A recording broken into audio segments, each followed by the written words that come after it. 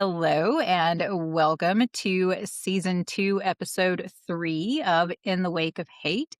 We are back today, of course, with my co host, Michael Ruskin, and our guest for today, Willie Handler. I'm going to pass to Michael really quick just to let him give a quick little intro, and then we can let Willie tell us about himself and kind of kick off our conversation for the day. Sounds good. Okay, I want to welcome all the our large audience out there, and welcome to another episode of Wake Up Hate. And I want to give you just a quick rundown about who I am. As you know, I also am the son of Holocaust survivors. My parents came from the country of Lithuania, where nearly 97% of the Jewish population were exterminated, with probably less than 3,000 people that survived. So many people call my parents the miracle couple of the Holocaust. My parents came to this country in 1949. They took a ship from Munich, Germany. They landed in Ellis Island. I was born in Brooklyn, New York, and I spent the first 5 years of my life in Brooklyn, then moved to New Jersey. And from there, that's where I got most of my education, then went off to college in Ohio. And my background is a bachelor's degree in psychology and political science. My life has been rather interesting, to say the least, but that's not why I'm here. I want to introduce you to a really nice, great guy, Willie Handler from Canada. And I want to congratulate Willie on his book, Out from the Shadows. We're going to talk about that a little bit. And he'll go into a little bit about his background, and we'll shoot away just in a moment. Willie, I want to welcome you to the show. It's good. Thank you. The first question I have is your real name Willie? It is Willie. I can give you the reason why it's Willie. Yeah. My parents were in Canada only a few months when I was born. So I was conceived overseas. And I think my mother wanted me to be named after her father, whose name was Wolf. Actually, people refer to him as Velvo, which is Yiddish for wolf or little wolf. And so I think she asked people what would be the English equivalent of wolf, and people told her Willie. So that's why I'm Willie. I think I might have been better off as Wolf. Now you were born in Canada then, is that right? That's correct. Yeah, in And Toronto. your parents came from what countries? So my father was born in Poland in a very tiny village, your typical Polish shtetl. And my mother was even a smaller village in Romania. Romania, I guess, during the first half of the 20th century, borders were changing, I think, on a weekly basis. So when she was born, it was Romania. Okay, so how did they first meet? I mean, they came from two separate countries. There must be a story right there, right? Yes, there is a story. My dad hung around after liberation. My father was in 7 camps. And after liberation, he kind of hung out in Germany. His family sort of, a lot of them hung out in Germany still. He wouldn't go back to Poland. And after the state of Israel was declared, I think a couple months later, he immigrated to Israel. My mother, once she was liberated, she made her way back to Romania, to Bucharest, and her and 2 of her siblings. Many Romanians were Zionists at that time, many. So many Romanians survivors ended up in Palestine and Israel. She was one of the early ships that tried to get to Israel. I think it was called the Max Nodo or something like that, Yeah. named after some philosopher. And it was intercepted by the British, of course. The British made such a big deal that the Romanians wouldn't let Jews leave from Romania anymore. So she was actually on the only ship that left from Romania. And then they started leaving from other ports along the Mediterranean. So when her ship was intercepted, she was not sent to Cyprus. They had a detention camp outside of Haifa, called Athlete, and and she was there, and then she was kind of released about 5, 6 weeks later because they had a quota system, the British, and they would let in it was 10,000 Jews a year, so she was part of that quota. And they stopped using athlete several months later after the Irgun broke into the detention center and released everyone. And that's when they started shipping everyone to Cyprus. So the original question, I believe, was how did they meet? My father was my father was recruited in the army, of course, and my mother was working as a nurse's aide, and they actually and they met. Actually, my father met my mother's sister first, who was closer in age to him. He hated her, and so he took out my mother, and then they got married. And my aunt, I was so pissed off that she didn't come to the wedding. So Interesting. there's your interesting story. So your dad was in the army, Right.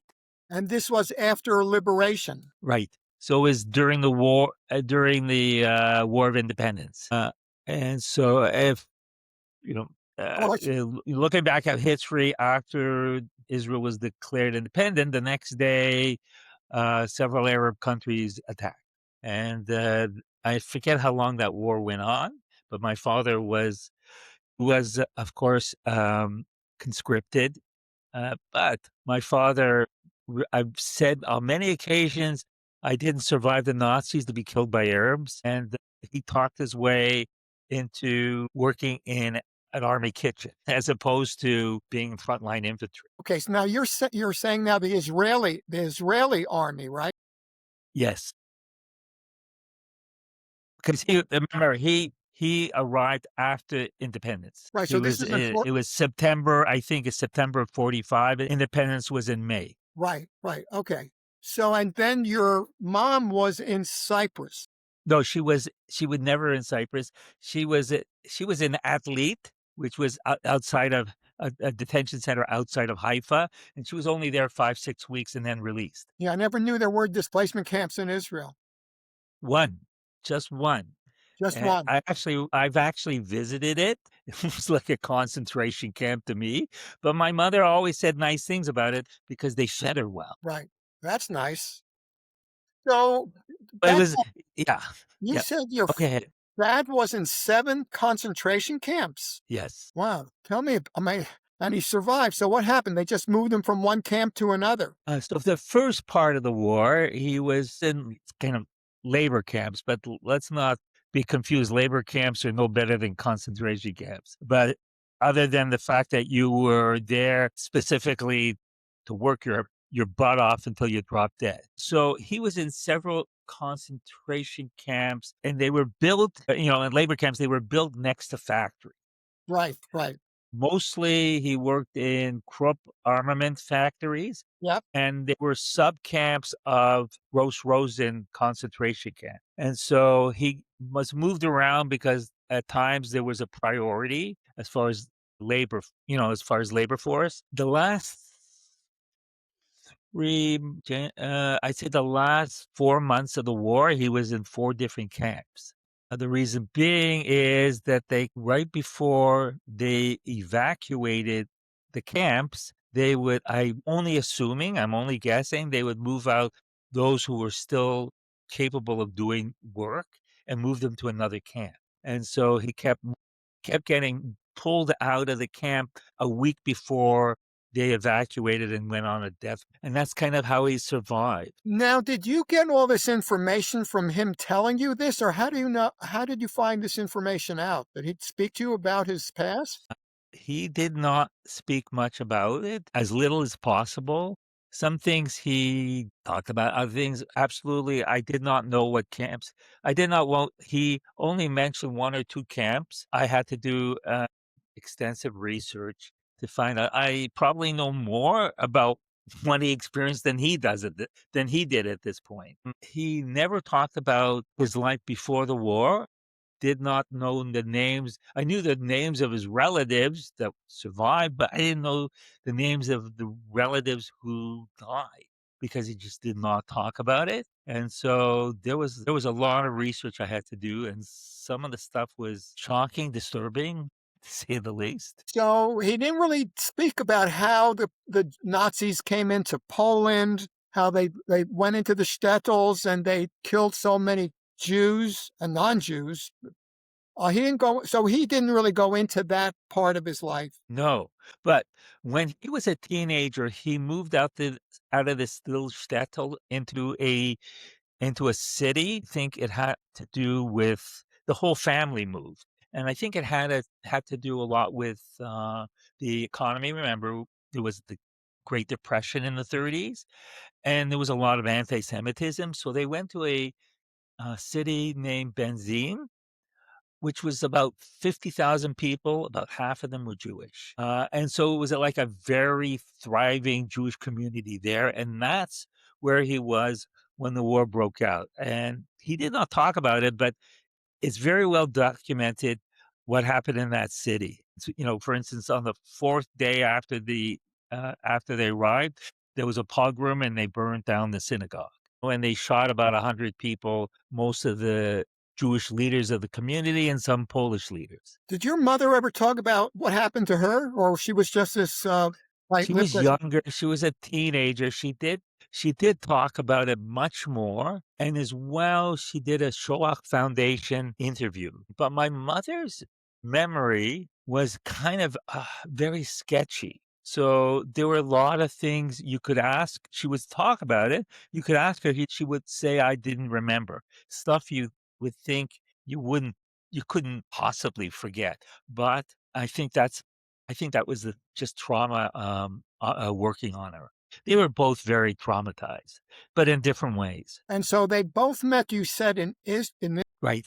They were married there. I have an older sister who was born in Israel, and and I was born in Toronto as well as my younger brother. now they never spoke about your grandparents. No, information I found out about my grandparents were from cousins who were they're older than me and they were born in Benzine, and they told me a little bit about my grandparents. Did they speak another language to you growing up in your home? Yeah, they They spoke spoke Yiddish? Yiddish. Yiddish. Yeah. They did speak Yiddish, yeah, same with mine. Yeah. Okay. My parents spoke parents spoke My Hebrew. mother said at the I'm sorry. No, My I said mother said at the age of 4, I just told them to stop talking that foreign language and speak English. my parents spoke Hebrew when they didn't want to know what my brother and I were doing, so they spoke Hebrew. They didn't want us to know. They didn't have that with me. Well, they didn't know Hebrew well enough, and since one came from Poland and one came from Romania, they couldn't speak a European language in front of me. So, and it's not like they were quiet, so it didn't matter what language they were speaking, you could hear them. Did you come from a very religious home? I would say that my mother's family was very religious, not Hasidic, because I know that little village, that little shtetl that she came from, there were two synagogues. One was like a Hasidic kind of synagogue, and my grandfather was sort of like ran a little sort of prayer house where the non-Hasidic people would go for services. Okay. So, but they were pretty observant. I'm not even sure about my mother's father's family because he didn't speak about it. But, in those days in Europe, people were relatively observant. Right. So you were raised in what, in a conservative Orthodox synagogue? Yes. Here, my parents, they went to services at they didn't even go to synagogues. They went to little prayer houses here, but they were all Orthodox. And so they spoke to you in Yiddish. And so you speak a fluent Yiddish? It's not very good anymore because I don't use it. Yeah. I Yeah. haven't, yeah, I haven't used it in several decades. Now your sister was older than you, right? Yes. And so were you close to your sister growing up? She was 4 years older and she was the girl. So were we close? We were so I was very close with my brother who was less than 2 years younger. Now, not at all, but that's that's sort of very not unusual in Holocaust families. Were you raised in a strict home as far as No, not religion, but as far as growing up, did they keep an eye on you? Did they feel like they were like how did they treat you growing up? My parents were very smothering. They always wanted to know where I was. They were always very protective. Were they that way with you too? It was a little different. It was the relationship was relatively complex because they were loving and smothering, but they were also never around because they both worked so much. So it's hard to keep tabs on someone when you're not home. And how I would describe it is they were smothering, but sort of like distant and uninvolved. And which is not unusual. I hear it a lot as well, Yeah, and so you're kind of left on your own. You're forced to become very independent at a very young age. It's almost like you're in a survival mode yourself. right. Right. So like no one helps you with homework. Have a problem with a friend, you're on your own. You want to play sports? Go right ahead. You're going to have to you basically have to organize yourself to go. There's none of this taking you anywhere. I was taken nowhere. I got involved in activities in community centers in the area, but I went on my own. And my mother didn't write well enough, so you need a note from school. I wrote it. And, on and on and on. There were times where you weren't quite sure who was the parent. Right. So let me ask you this. Growing up, were most of your friends in the neighborhood Jewish, or were they kind of a mixture of all kinds? Well, in my early years, and so when I say early years, I would say the first 10, 11 years, we lived downtown Toronto, in a very mixed neighborhood. Jews were sort of a minority, and there were some survivor families, and others were not. And then we moved into a more suburban neighborhood that was there were in suburban neighborhoods that were like 95% Jewish. They were all survivors. We were not in there. We were sort of on the outskirts. So my high school was 70% Jewish. So that's still pretty Jewish. Yeah, that is Jewish. And but there weren't that many were survivors. They were, second, third, fourth generation Jews. Though all the survivor families moved into this other neighborhood that we weren't part of. Got it. And you say I guess your parents were basically blue collar, right? They both worked. But what did your father do when he came to the States? So when he was in Poland, he had a butcher shop. Butcher shop. Right. In fact, so did my uncles. Everybody was in the same business. In fact, that's the trade that my family has been in. I don't know how long, maybe a couple hundred years, because the surname in Poland was not Handler, it was Oxenhandler, which suggests to you, uh, like a lot of Jewish name is from Poland, what your occupation was. So they were butchers. And so when he first arrived in Canada, he got jobs in there was a chicken plant that he worked in, and then he worked in a chicken store, and then he opened up a butcher store with someone else, and then he bounced around a lot. My father was what I would say impatient, didn't trust anyone. Interesting.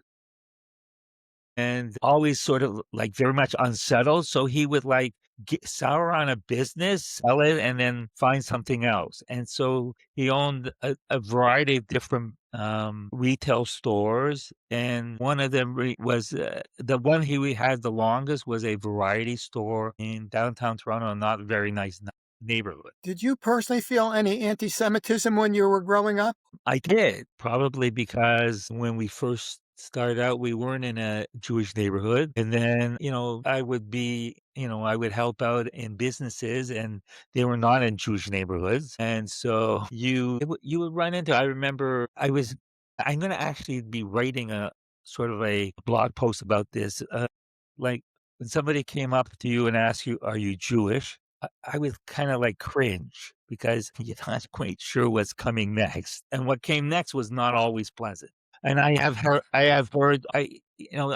people get mad at my dad at one of his businesses and say, "It's too bad that Hitler didn't get you all," and things like that and stuff like that. So, from a young age, I became kind of like very gun shy. I imagine myself trying to hide my Jewishness, which is totally impossible. But, in my mind, I'm thinking, maybe you don't want to stand out. I kind of, with my writing now, that's no longer the case. And I'm 100 times more visible. And I do a lot of speaking as well. It's really interesting. So your parents were basically hands off. I mean, they were like hovering over you and your sister. They just let you do your thing. When my sister was a different story. All of a sudden, She was the firstborn, and firstborn, especially those right after the war, were not very well treated, and there was a lot of expectations put on you. So, and then on top of it, she was female. Most sisters are. And my father has a lot of very old world ideas, and they carried on for years. Years. I remember him once telling her, you don't need to go to university. You need to find a husband. yeah, So that's yeah, exactly. But me, they were much more hands off, and I was very good at, I'd say, sort of evasive stealth in my activities. And I would come in, where were you? Oh, I'm just there. And yeah. they never really knew what I was up to. Never, never. The fact that I'm still alive today is sometimes remarkable. So did you ever get married? I did get married. I got married once, and it kind of stuck. So I'm still married Oh, after congratulations. 44 years. 44 So years. That's wonderful. yeah, yeah, it happens sometimes. So I guess you have grandchildren, right? I do have grandchildren. I didn't have any grandparents, but my grandchildren do, who's very involved. And they're raised Jewish. They are going to a private Jewish school. Yes, they're raised Jewish. Wonderful. And so I guess your parents are now gone, right? Yeah. So, and they lived to a very ripe old age, I assume? My father did. He was just shy of 96, and Great. my mother had a lot of health issues, but she still lived to the age of, I'm trying to work it out in my head. I believe it was something like 83, 84, something like that.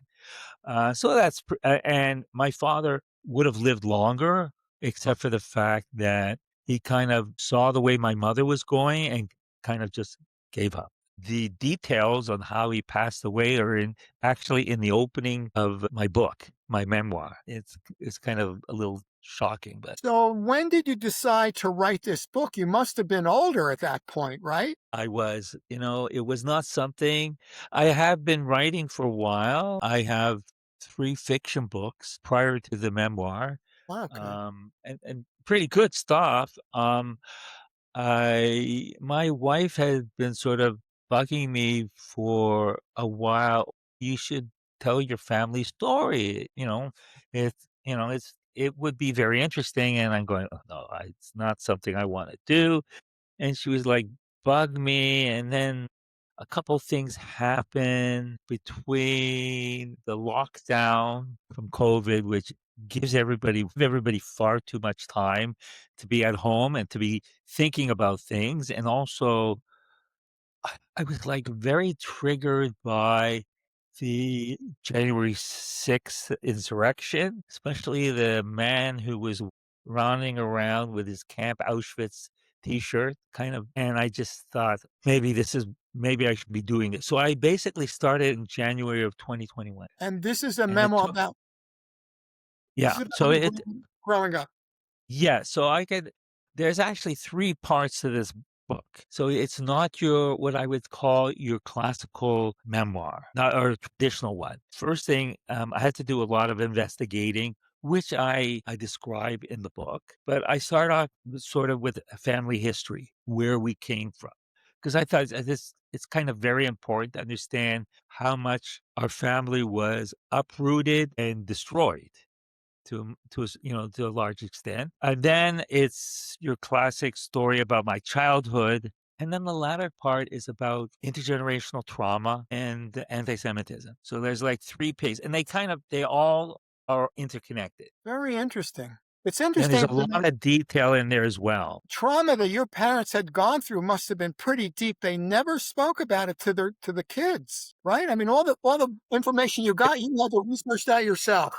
My mother did, but that's not unusual. Okay, I have I'm working on a book now on intergenerational trauma. I've interviewed 100 people, both children and grandchildren of survivors. And one of the first questions I ask is, how much did you know directly from your parents? Well, large a large proportion have said nothing. Or maybe one parent, it depends. There were variations. One parent said a lot, the other did not, or they both didn't talk, or they both did. But there were combinations. But there were a lot of survivors who did not until maybe, and some of them later in life decided, need to get it out. But early on, very, very little. And so what I experienced was probably not unusual. And the reason being is very often the survivor does not want to do harm to their children, so they don't give them all these gory details. And I think in the case of my father and some others, he just didn't want to talk about it. He just wanted to bury it all. Either way, those who did not talk about it created more harm and passed on more trauma to their children than those who did speak about it. So, Willie, how did you do your research? Did you contact Yad Vashem or the Holocaust Museum? How did you get all this information? You must have done a lot of research on this. There were a ton. I started off searching databases. There's a Polish database that provides a lot of information. I actually got names and birth records and death records and marriage records going back to the mid 18th century. They were incomplete because some records were lost or some stuff wasn't, they didn't register with the government, though they were required to. In Romania, it was a little bit more difficult also because the borders kept changing. So depending, one week you're in Ukraine and the next week you're in Austria and the next week you're in Romania. The borders actually, they moved around a lot. And so depending on my mother's relatives, I have some who they had Austrian passports, some had Romanian passports at one point, and some had Russian passports. And so they may have been living in the same city. It all depended on when you were born. In fact, I recently just interviewed someone whose parents weren't that much, their age difference wasn't that great, but they both came from the same town in Czechoslovakia. One was born in Czechoslovakia, the other was born in Hungary. But they were born in the same city, in the same town. So that's kind of what Europe was like in the first half of the 20th century. So I searched databases. There is a archive of Nazi era records as well as Allied records following the war in Germany. And it's called the Erelson Archives. Very good information. I wrote away to them. They sent me several hundred pages of documents. Wow, that's incredible. There was a lot of information there. And that's how I know where all the camps my father was in, Right. as well as all my other family members. And then I started searching for research papers, books by historians. I found this great, I found stuff about what happened in Romania, what happened in my father's hometown and stuff like that. So to the extent that I now know, I knew the date in which my father's family was shipped to Auschwitz and murdered. I'm sure he didn't know. Amazing. You knew more than your father. Yes, yes. So, He was married with 2 kids, and I would bet you he has no idea when they were murdered because he was off in a labor camp at the time. so he had 2 children during the war. Yes, So he was married more than once? he was. Yes, he lost his entire first family. Yeah, I was gonna ask you about that. So extended family, cousins, uncles, aunts, you really don't have you really never stayed in touch or you didn't have many relatives that are extended I family? have I have some that came to Canada. Some of his family came to Canada. Most of my mother's family, they were either in New York or in Israel. Most were in Israel. And there were a few the ones that were in New York, actually, they came before Well, the right. Second World War. Between First and Second World War, there's a whole like, one of my mother's uncles, he had 9 kids, and they all moved to New York, and so, you know, that they produced a lot of offspring. So when your dad was alive, you never knew that he had 2 children of his own that were murdered during the Holocaust. What I did know, he did talk, and he usually broke down when he was talked about it. He talks about that he lost a wife and a child, 1 child. So, one of the things I did was I had no idea when this child was born, how old she was when she perished, and so I dug up and finally found birth record. And when they sent me the birth records, they sent me 2 records and the marriage registration, and I was shocked. I was shocked because he never ever mentioned the second, the younger daughter that he had. I told family members, they were all everybody was floored, and it was just something he buried and never I wish he was here today so I could ask him about it, and why he of course, it would have been a mess. And so, what I found out is that they were murdered at the age of 11 months and 27 months. He doesn't even know that. This was in Auschwitz. Yes. That's absolutely incredible. I mean, that you found this out through so much of your own research. I mean, although he did tell you, I mean, he did come out and say he did have a Yes. wife on the outside. And so I even know what gas chamber was operating the week that they were shipped there. Like, I Unbelievable. know all the details. That's unbelievable. God, I give you so much credit. You had to do so much research to find this out on your own. I mean, I got a lot of information from relatives in Israel and my own research, but not like, my mother would mention things once in a while, but nothing like they were shut down most of the time, but they did reveal to me things like she said, and I also had a sister who was taken, but that was when they were in the Corbin ghetto. Well, I'm a really good researcher. So I did a lot of Nice. research in my previous career before I was a writer. And I even found a reference to one of my first cousin's husband was sort of part of a vigilante group in Poland under the security services of the communist government. And they were hunting Nazis and murdering them. Absolutely. And so I found out a lot of stuff. So Great stuff. a lot of this is in your book, right? It's all in my book. It's all there. The 3 books you wrote before this was not related to the Holocaust, correct? No, no, Fiction. they're actually humor books. Wow, that is an amazing story. Amazing. Sandra, you have anything you want to ask? Well, I dare you to. I think you're gonna ask something. so the biggest reason that we do this is the aim is, first of all, to kind of bring an awareness to younger generations that the Holocaust is not something that just happened in the past and disappeared. And I think it's something that a lot of the younger generation has this perception of. They kind of learn about it in history class, and that's where it exists in their mind. And being able to bring that into, it is something that still impacts people in present day and has carried on through communities and families and been kind of passed down in a sense because of the impact that it's had, is one of the things that that sparked us doing this, was that the ripple effect that has had. So one of the things that I always ask is, in your mind, how has growing up with parents who are Holocaust survivors, how has that impacted the choices you made in your life and trickled down into maybe how you raised your children or how they handle things? I mean, it's a great question. I think it's a long answer too. So, and part of what it's been an ongoing process to even understand what's happened to me. And it's taken me years and years. The first book about intergenerational trauma, which has been around for years, but I now understand it really well. Well, because I'm writing a book on it and it's almost finished, in fact. So, was Helen Epstein's book about children of Holocaust. Michael, you probably read, I of read it. And course. yeah, I did. Of course, we all did. Yeah. And when I finished reading it, I'm going, "That's not me." And I kinda, like, went on with my life.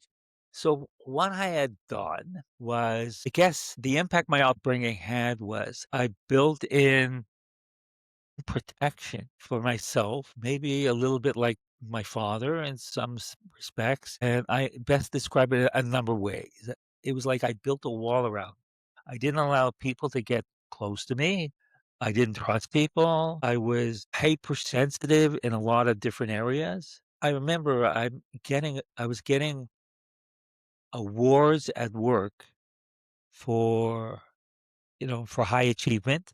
At the same time, I was always worried about getting fired. What is it? How messed up is a person like that? I, I had negative attachment issues, all kinds of stuff. And I remember one of the things I really wanted to do was distance myself from my past. It was uncomfortable. It was even a little bit embarrassing. If I hung around my parents, you might understand. No, actually, friends thought they were kind of sweet and funny and cute, but to you they were embarrassing. And I ended up marrying a woman who was she was raised Catholic. She actually converted to Judaism, but she was raised Catholic. And I think my impulse was actually to find somebody who's totally different from my background.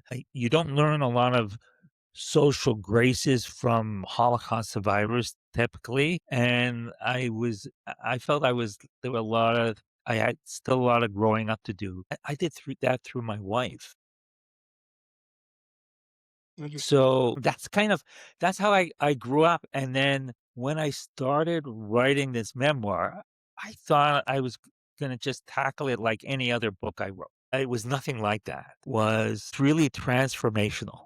As childhood memories started coming back to me, all this trauma got released that I've been carrying around for decades. And I really went through a very bad period. I ended up having to go to therapy, and I basically just changed all my priorities in my life. I just evolved into someone different. I now do a lot of public speaking on antisemitism, on the Holocaust, and now on intergenerational trauma. And invited to all kinds of events to talk about what I know. So the book is called Out from the Shadows. Right. And literally I was very happy to be behind the scenes doing work and never get any recognition. And while writing this book, I came out of that shadow. There are days where I come running back. And so my whole life has been a very unpredictable journey. That might answer your question. I'm not sure. Yeah, it's a fantastic answer. I know just in doing these calls and knowing Michael for as long as I have, that there are definitely some similarities there in the process of the research and the writing of the book and realizing that you kind of have to dig into things and re-experience things in the process. Actually, Michael and I talked recently about the kind of ongoing weight of yourself doing public speaking. I'm sure you understand of just kind of living in that space. Wanting to be the person that is speaking out and bringing things to attention, but also the weight of that kind of being your identity is, I know, it has to be a heavy thing to carry. It's admirable. And as well, for listeners, what they really don't understand is how damaged children of survivors are. In fact, I even had one child of a survivor tell me, you know, trauma, there's no such thing. You don't have any trauma. Get over it. Your parents were in the Holocaust, not you. They don't how the combination of parents with psychiatric conditions, they can get passed on genetically, but as well because of their shortcomings in parenting. And so children of survivors are pretty messed up. And I've seen the same signs in the grandchildren. Of the 100 people I interview, about 21, 22 are third generation. And they're a little different, but there's a lot of similarities as well. And so people think, oh, the Holocaust, it was over 80 years ago. Not my family. It's still around. And for many of these families, it still exists. It's still part of my family, unfortunately, but that's the reality. And I don't think people understand that, especially in today's world where there's so much going on and there's a lot of anti-Semitism and anti-Zionism, whatever that is, and people feel they don't need to be sympathetic to Holocaust survivors or their families anymore, and that just makes it that much more difficult. Very well said. I know when I speak in front of people, after a while, you do so many presentations, it starts to wear you down. It's so emotional to go back and go into my parents' past and to still be out there and repeating their story over and over. It really gets to me after a while. It is challenging, but that's kind of part of I feel my obligation is Yep, to tell their story yep, because not that they're anything special about my parents, but they are a reminder of how detrimental hate is. And if you yeah, look around the world today, you see so much hate. That bothers me a great deal. So part of my present, my messaging is hate. You can destroy people with hate, but but you'll destroy yourself at the same time. And that's not hate is not the answer. that's right. That's what my message is too. It's all about love Yeah, and belief in and God. listening to people and accepting people who are different than you, and this thing about trying to make everyone the same, why? It serves no purpose, and diversity is beautiful. That's right. I couldn't agree with you more. So when I does your think go ahead. within that, there's a lot to be said for people learning that you have to listen to someone's experience and understand that everybody experiences things through their own lens, through their own experience, and things are always relative. So, to be able to have the gall to say to someone that you shouldn't have trauma and it's not your issue. The Holocaust happened in the past is just insane to me because everyone experiences trauma to some degree in their life. And, there are choices that you make consciously and subconsciously about how to deal with it and how you move forward from it or how you can use it to even do positive. But everybody has something that has impacted them on that level. And people have a lot of trouble with understanding that you can't dictate how someone else experienced something. It's their own individual experience. Well, I think for some people, they're just experiencing denial, and so not only are they not acknowledging it within themselves, but they refuse to acknowledge it in others as well because that would reflect on them. Valid. And yeah, the 100 some odd people that I've interviewed, I've learned so much through that process. It was extremely difficult to do, very triggering. There were too many people whose stories were like mine, but they were like some fantastic stories. I have story, and then this new book that will be coming out, I have stories about people being, interacting with Schindler in Platzov concentration camps, involved in the Commando uprising, like all kinds of stories. I didn't realize how many survivors were hidden. I didn't realize, but I would say a third of the people I interviewed, they were hidden. Their parents were hidden or their grandparents. And so I think people think that those people were traumatized. Their trauma was for different reasons, but they were also traumatized. And so it's been a quite a learning experience because everyone's story is very unique. And part of what I wanted to do was start identifying threads through the whole community, which I think I have. But within that, there are some incredible stories, sort of during the Holocaust, but post as well, and how people were able to stitch together a new life. So when does your book come out? Well, it's only three quarters finished. I have I have a publisher who's interested, but I don't have a contract yet, and because they're waiting to see what the finished product looks like. They do have half of it, and I hope maybe late next year. I'm not quite sure what their pipeline looks like, but for most publishers is pretty long, but it is not a major publisher, so it might be a little shorter. I assume you came up with a title, right? Yes, it's called The Hidden Victims. Hid Victims? Hidden Victims, yeah. I want to get that book. Yeah, well, you can keep in touch. No, well, Your best bet is to, your best subscribe to my Substack because I do, like a monthly update there. okay. And, and anyone can go to Substack. You wanna follow and I do post several a week. I did one today on 9/11. So you just go to Substack and look for Willie Handler, and I I do think you monthly updates froze up on there for a minute. what's going on with my internet. I don't know, you froze for just a second, but I was gonna say we'll put links in the notes of the show for anything that, you'd like for someone to be able to access. So we can link your Substack, or any other Yeah, information that you'd like us to put in the notes. that's great. And, if somebody wants to buy my book, my memoir, I would not stop them. They may do so. It's a great read. If you if people go to Amazon and look at the reviews, people were blown away by the book. I didn't realize I did as good of a job as I did because I never think I do a good job. Yeah. That's kind of who I am.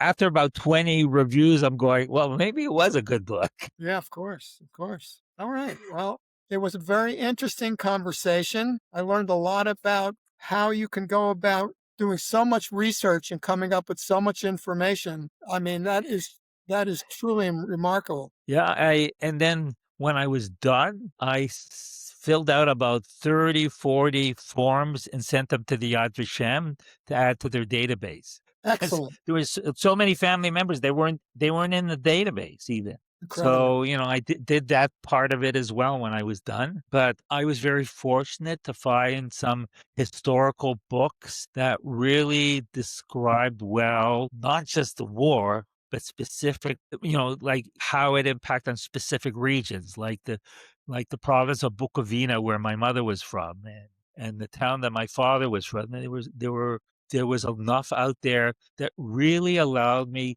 to fill in gaps. So I flip back and forth in the book about talking about my family, what I know, and then talking about what was going on around them at the same time. And I wrote the book specifically for a non-Jewish audience. No, I know a lot of Jewish people are gonna buy it, but I wanted to make sure that it was understandable to people who weren't raised Jewish.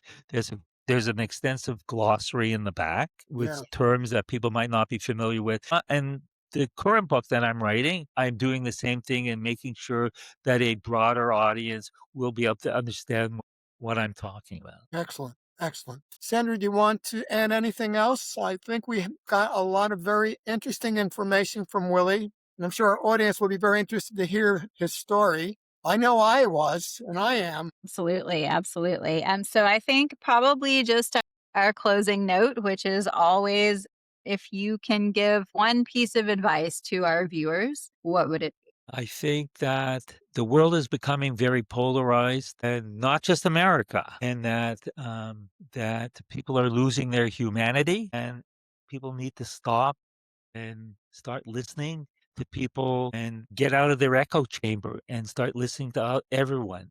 And you don't have to agree, but you should at least listen and hear what they have to say. Very well put.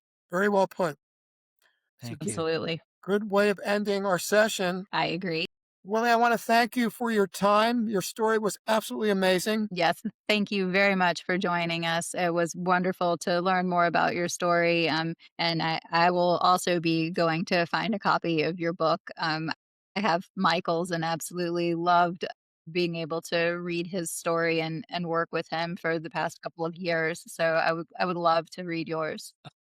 Thank you. And no, it's my pleasure because I feel, again, I said I have an obligation to talk about these things. I owe it to my parents who maybe weren't the best parents in the world.